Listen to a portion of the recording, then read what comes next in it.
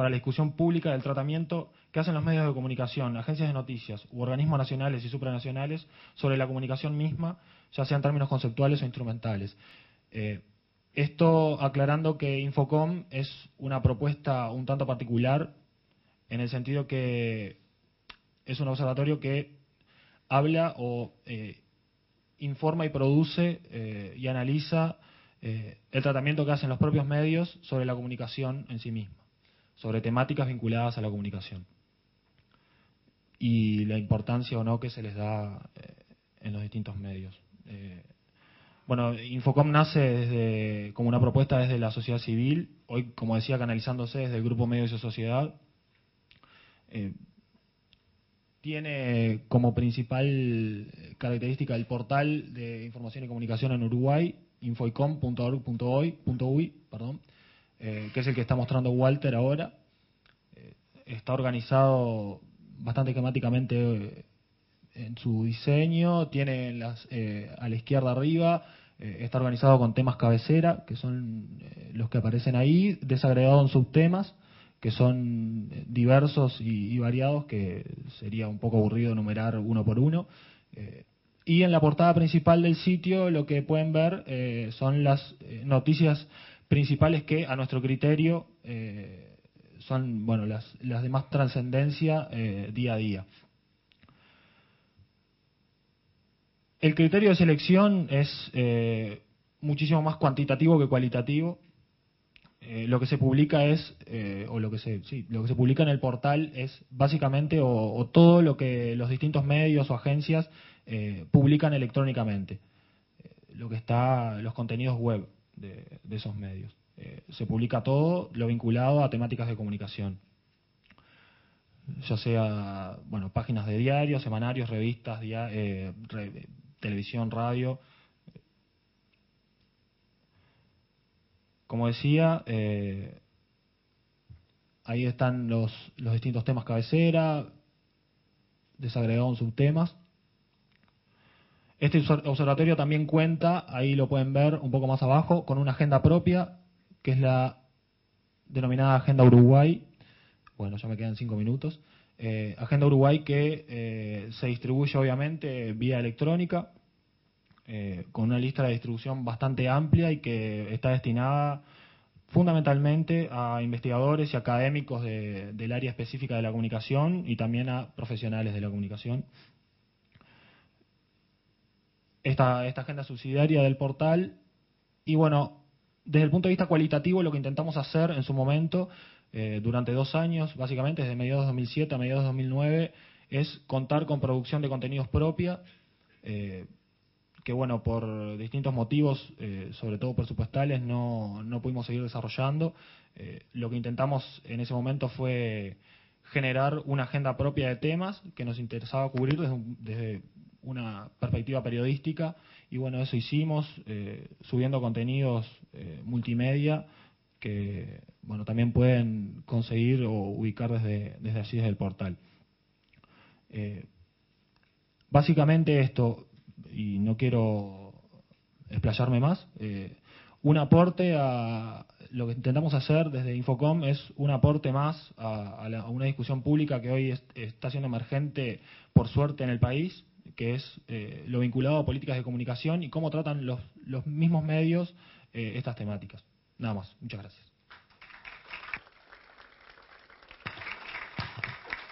Gracias, Fernando. Le damos la palabra ahora a Manuela Gumucio, directora del Observatorio de Medios de Fucatel, Chile. Gracias.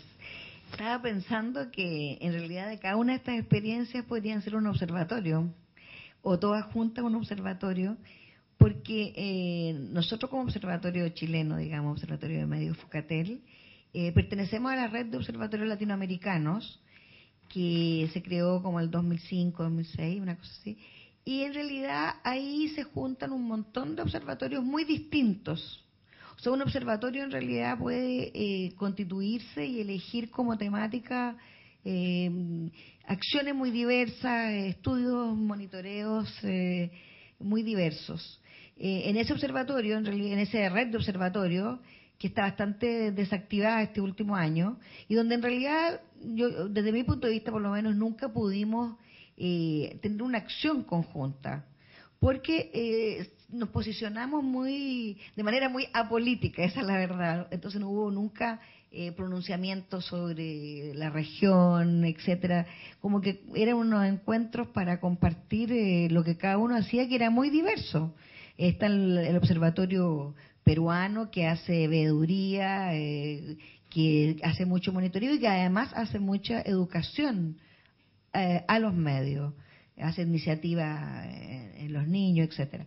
Están muchos observatorios ligados a universidades que tienen la gran ventaja, efectivamente, que pueden contar con las universidades como con estudiantes para realizar investigaciones, etcétera.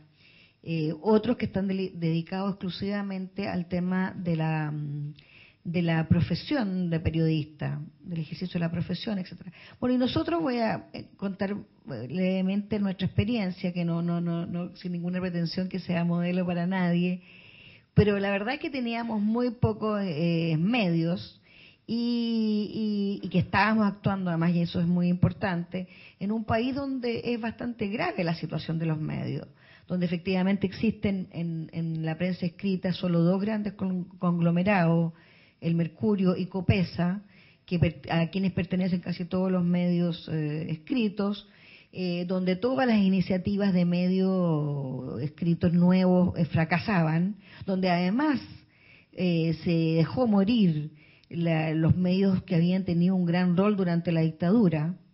Se les entregó como a la lucha del mercado sin ninguna protección, al mismo tiempo que se le perdonaba al Mercurio un préstamo gigantesco. O sea, se apoyaba por un lado. Hubo una opción que nosotros también más tarde detectamos claramente en una investigación que hicimos sobre la publicidad del Estado, que es bastante interesante como opción, digamos, de un conglomerado político como es la concertación de partidos en Chile, progresista, que optó desde el primer día por no tener política de medios, dicho expresamente por el encargado de ese tema, y donde optó por hacerse querer, digamos, por los grandes medios establecidos, entregándole la publicidad del Estado. Y como no había política del Estado, los organismos estatales tendrían que haber actuado individualmente, o sea, o cada uno, apoyando a los nuevos medios, cosa que no se hizo, y hizo que murieran uno tras otro. Por otro lado, en la televisión que había nacido en Chile como universitaria y estatal, se fue privatizando y actualmente los canales universitarios ya no son universitarios, dejaron de ser universitarios, y el canal estatal ha ido declinando claramente en una visión como botín de los gobiernos de turno, y ya tampoco es un canal público que haga ningún contrapeso. Por lo tanto, teníamos un escenario de medios muy dramático en Chile. Y como teníamos nosotros como grupo muy pocos recursos, decidimos actuar exactamente donde se podía hacer algo. En ese sentido, abandonamos lo que debería ser de manera más seria, porque algo hicimos, lo que es muy propio de un observatorio, que es hacer muchas de las labores que aquí hemos estado escuchando y que son muy, muy interesantes y muy importantes, que es tener monitoreo, etcétera. Y nos dedicamos exclusivamente primero a ganar, digamos, credibilidad, lo que no era fácil, porque este observatorio pertenece a una fundación ligada al Partido Socialista de alguna manera, entonces había primero que todo que ganarse un espacio de independencia, que era muy difícil hacerlo, pero lo hicimos rápidamente, entre otras cosas porque el Partido Socialista, como parte de la concertación de partidos, no demostraba ningún interés en los medios, por lo tanto no fue tan difícil tampoco, porque era bastante claro para los grandes conglomerados que el Partido Socialista no tenía nada de qué preocuparse, porque no había mucha intención de hacer nada. Por lo tanto, nos fuimos ganando bastante, es decir, el sello de bastante independencia, y porque hicimos al principio, por ejemplo, nuestro primer estudio que nos permitió comunicar bastante bien con los grandes medios, que fue sobre el uso indiscriminado el abuso de las fuentes no identificadas, que era un tema que preocupaba claramente a los editores, en tanto veían que los periodistas estaban siendo cooptados por los políticos, eran usados para maniobras políticas. Lo que quiero contar, me quedan 5 minutos para ir súper rápido, es que entonces nos dedicamos a tratar de cambiar las cosas, y ahí hicimos entonces este estudio sobre la Policía del Estado que desembocó, sin nosotros darnos mucho cuenta, en que se hiciera una comisión investigadora en la Cámara, en que se hiciera un proyecto de ley, y luego vino todo lo de la televisión digital, que voy a contar en el próximo panel, en el cual efectivamente también, muy sin darnos cuenta, resultamos ser el único espacio que se abrió en esos términos, y donde fuimos recorriendo casi naturalmente un camino también de cierta expertise en el tema, incorporando abogados, con lo cual nos fuimos relacionando al mismo tiempo con todo un mundo que existe. Aquí hay varios representantes, está la MARC y los programas de legislación. Fuimos descubriendo en el fondo un mundo internacional que nos aportaba instrumentos para dar esa pelea, y nos hemos convertido hoy día, para terminar, efectivamente en un organismo en Chile siendo muy poco y teniendo muy pocos recursos, muy respetado, bastante temido. Y yo creo, en este minuto que estamos en el clímax, como voy a explicar después de la legislación sobre televisión digital, estamos demostrando que sí se puede hacer desde casi nada, se puede tener bastante incidencia y importancia. Eso es todo. Muchísimas gracias, Manuela. A forma de síntesis, porque no va a haber lugar para las preguntas porque estamos atrasadísimos, es sencillamente plantearles que, en esta mesa se trabajó un poco, se presentó una investigación sobre indicadores de medios, se hizo una fotografía analítica sobre la situación de niñez y adolescencia, sobre género y comunicación, estas coberturas, una presentación sobre la experiencia chilena y el desarrollo de su expertise en esta área, y básicamente se plantearon 4 cosas referidas a la posible construcción de un observatorio acá, que implicarían, por un lado, un aumento del compromiso para construir una agenda pública, la necesidad de transversalizar los análisis de género en todas las miradas, desde el punto de vista cualitativo y cuantitativo, y promover una pluralidad de estereotipos en el ámbito de la publicidad, así como la necesidad de inversión económica para lograr reforzar los trabajos que se vienen haciendo, generar nuevos, y además poder establecer un mecanismo de alianza plural entre los diferentes observatorios o los diferentes veedores que están trabajando en este momento para potenciar y reforzar el trabajo. Muchísimas gracias a todos. Ahora viene la tercera y última mesa de hoy, que es Principios para una transición digital democrática.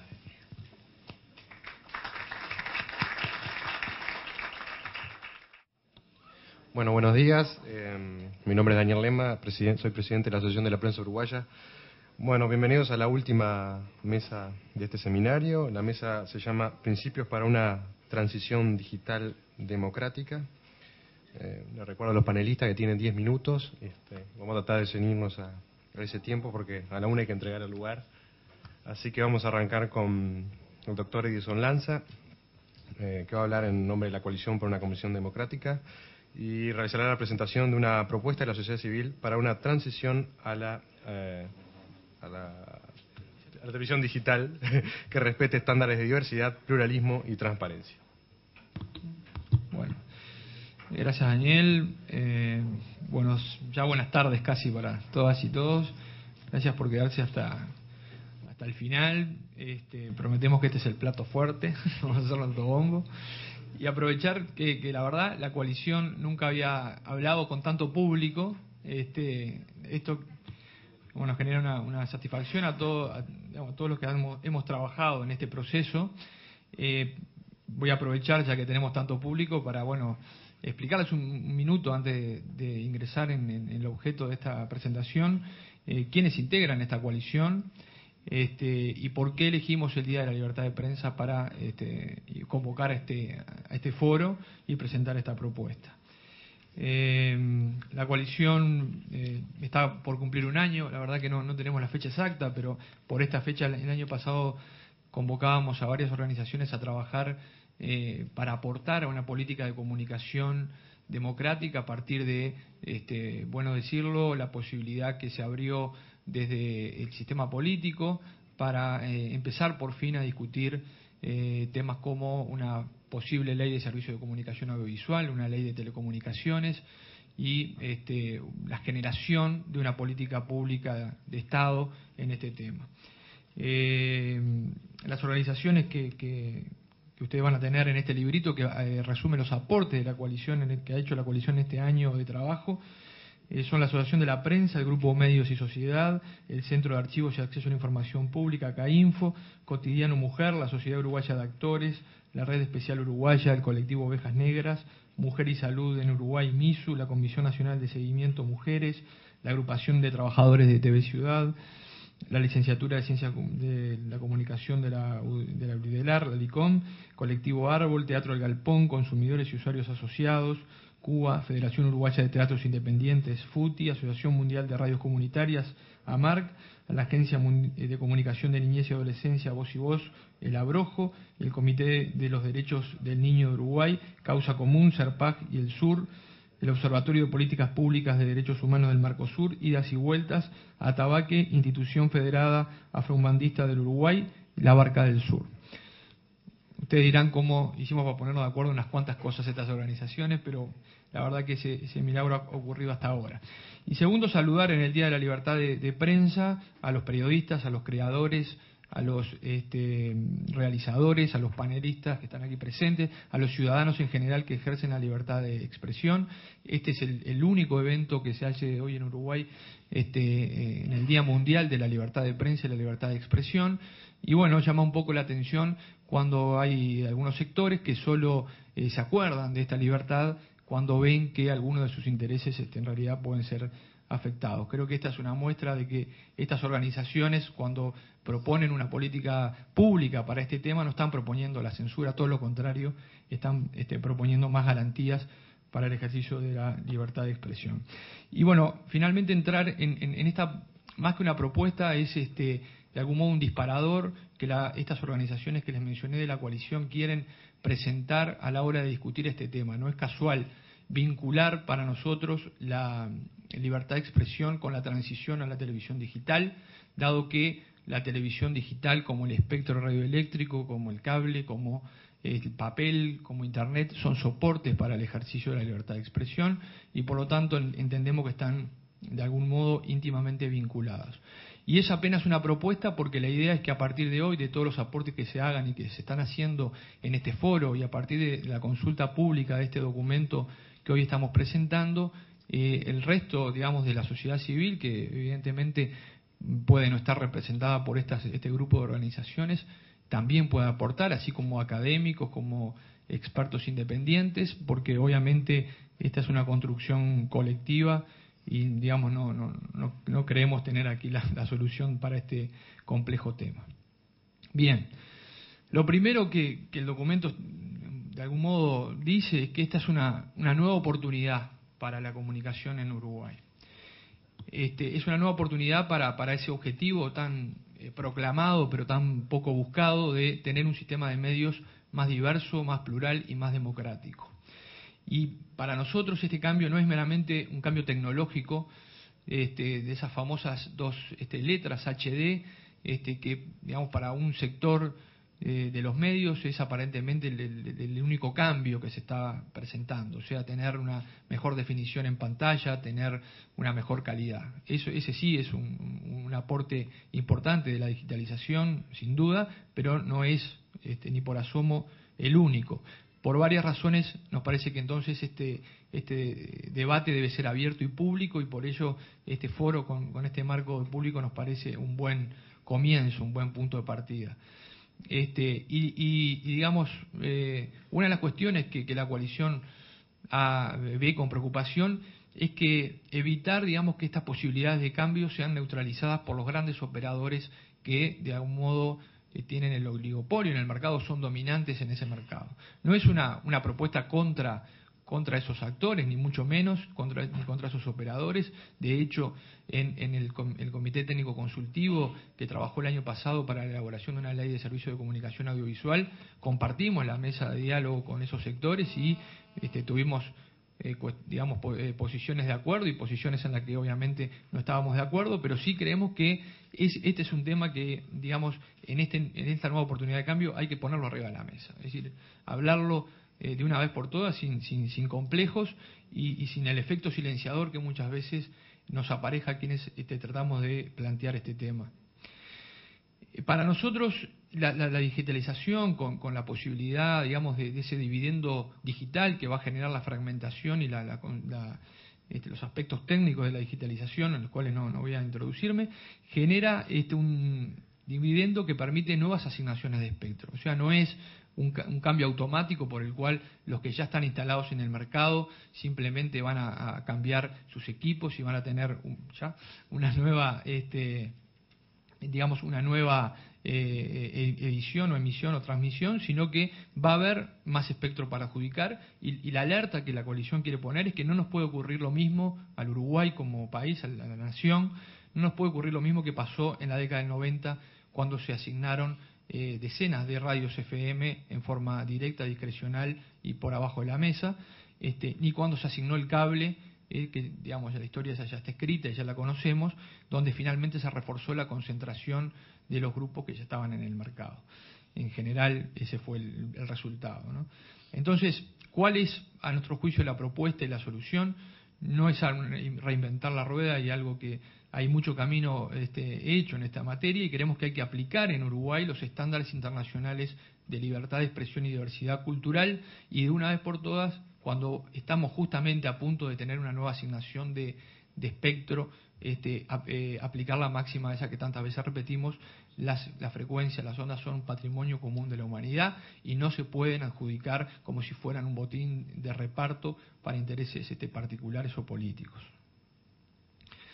No los voy a aburrir con cuestiones leguleyas y jurídicas, podría acá recitar una decena de instrumentos internacionales, desde la Convención Americana de Derechos Humanos, la Declaración de Principio de Libertad de Expresión, etcétera, pero en esta frase de la actual relatora para la libertad de expresión creo que sintetizamos un poco digamos, las obligaciones jurídicas que tiene hoy el Estado uruguayo. O sea, no es un capricho de algunos que nos juntamos para hablar de este tema, sino que hay obligaciones jurídicas concretas y el hecho de que el Estado uruguayo no las cumpliera en esta situación, como en otras situaciones no las ha cumplido respecto a la asignación de espectro, lo convierte en objeto de ataque jurídico.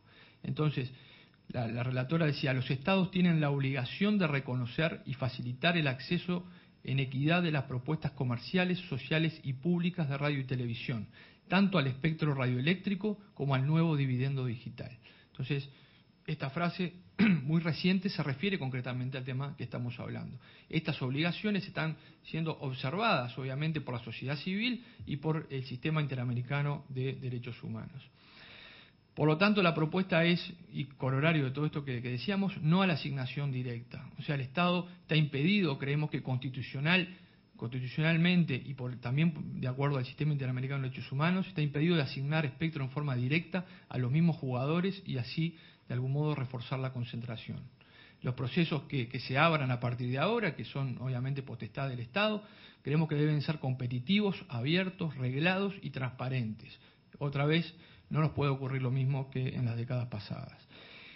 La propuesta de la coalición es que obviamente hay una serie de actores en el sistema que ya tienen de algún modo un derecho adquirido, ¿verdad? Por digamos, la omisión de una regulación más específica y están instalados en el espectro desde hace décadas y por lo tanto creemos que pueden sí tener derecho a una señal espejo para hacer su progreso hacia la digitalización.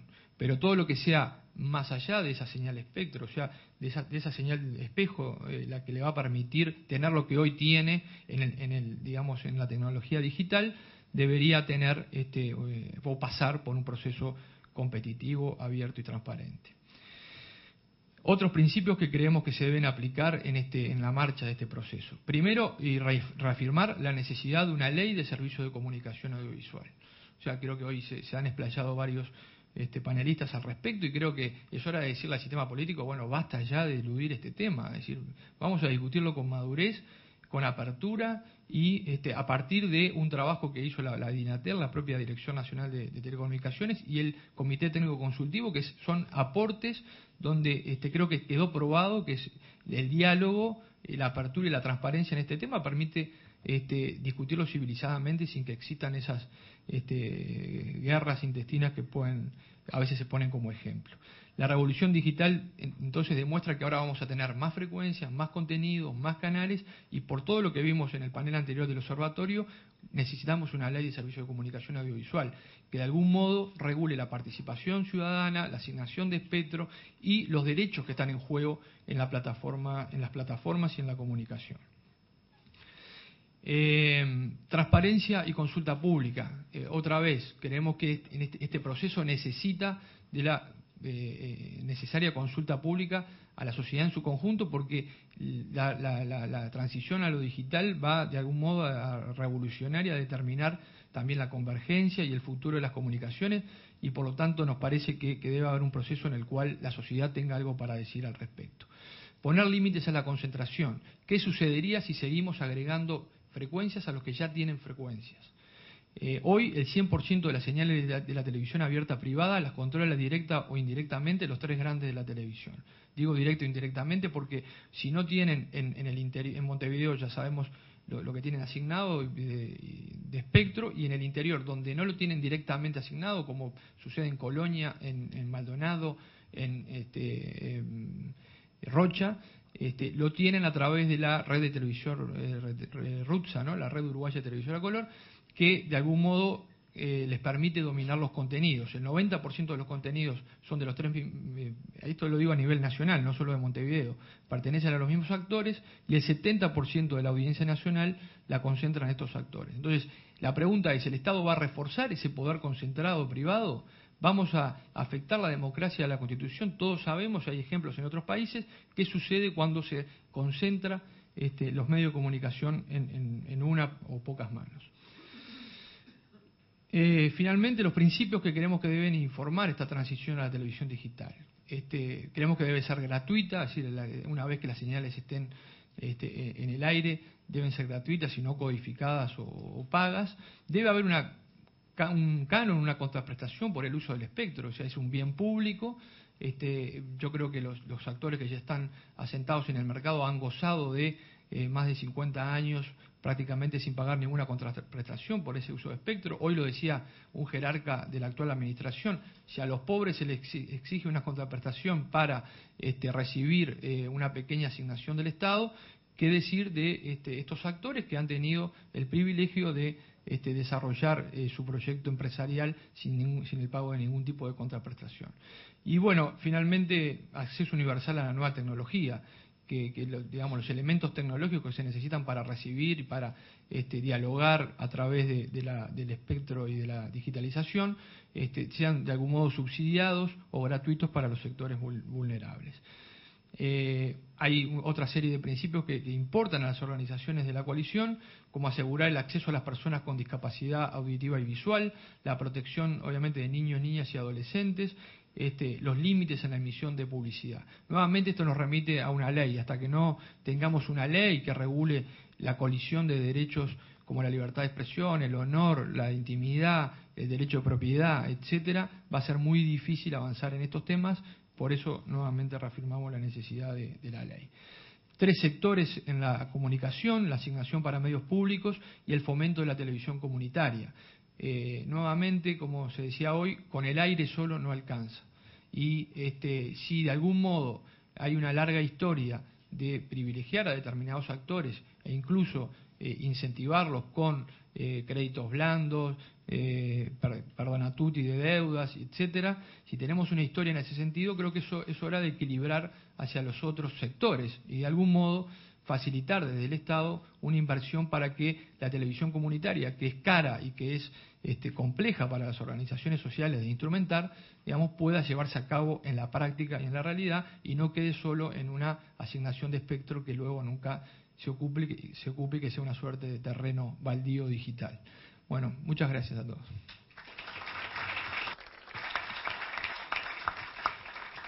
Gracias, Edison. Bueno, le damos la palabra ahora a Manuela Gumucio, directora del Observatorio de Medios Fucatel, Chile. Ya, gracias. Bueno, yo creo que el rol del observatorio, como decía en el panel anterior, fue justamente reivindicar el tema como un tema que concierne a la ciudadanía.